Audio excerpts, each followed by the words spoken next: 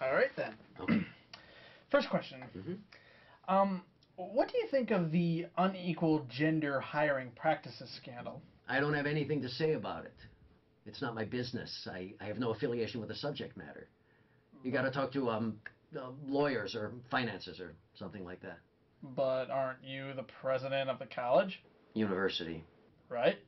Well, don't you have the final say on matters like that? Look, just because I'm the president doesn't mean I have any real power, does it? I don't control everything. Look, there's the administration, and then there are departments, and each department hires its own. You wouldn't want me to hire a physicist, would you? I don't know a thing about physics. So I leave that to the Department of Physics, as it should be. Look, I am a busy man. Yes, I have a lot of responsibilities. For instance, Albany is trying to significantly cut our budget right now. Did you know that? Who do you think is on the front lines fighting to make this university more viable, more functional, top quality? Why, that's me.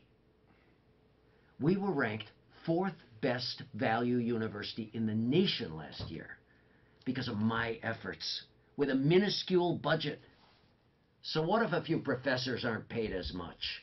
That money goes back into the coffers of this university to make it more viable so that when kids like you graduate, you have a higher chance of being hired. I'm sorry. Could you just repeat that Next last question. part? Right. How do you feel about Bob Hausman? Who? Che Castro III. Oh. You know, he once called the ACLU on me because in the aftermath of a protest turned sour, I banned protesting on campus. Oh? Understandably, while we investigated to figure out what went wrong. What did go wrong? Where have you been? People got hurt. There was clashes with police. It turned violent. So I banned protesting on campus while we waited for things to cool down. Next day, that kid, Che Chavez, comes barging into my offices, flanked on the right and left with the press, and he threatens to sue the university for violation of the First Amendment. Following day, I get a call from Janet Pinkerton of the ACLU, and she demands that I lift the ban on protesting. You know what? That kid Chavez is a pain, and it's my personal delight to expel him for the use of an illegal substance. Isn't that an unusual thing to do? I mean, doesn't a first offense of marijuana usually lead to a small fine or community service? Listen, I want to make an example out of him.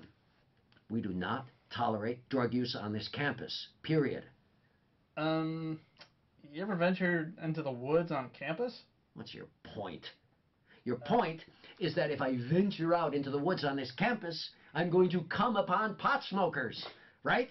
And you're suggesting that I find them and arrest them, or you're suggesting that I didn't know there were pot smokers in the wood because I'm removed and I have no idea. No. Well, guess what? I do, and forget it, and don't get funny with me. I'm sorry. I'm just trying to make a point between the difference between what's reality and what one believes in. They don't always match. Oh, and so what you're saying is that what I believe in is divergent from reality. Well, the president doesn't face reality. Is that your point? Do you have any idea how lucky you are to get this interview with me? Do you know that the interviews I turned down? Very important people line up for interviews with me. And I give it to you. You should respect me for that. Yes, I am completely, 100% enmeshed in reality. I'm aware of what goes on. I make choices. Good ones. Do you really think that Che is going to go out without bringing this expulsion to court? Of course not. He's going to take us to court. I know that.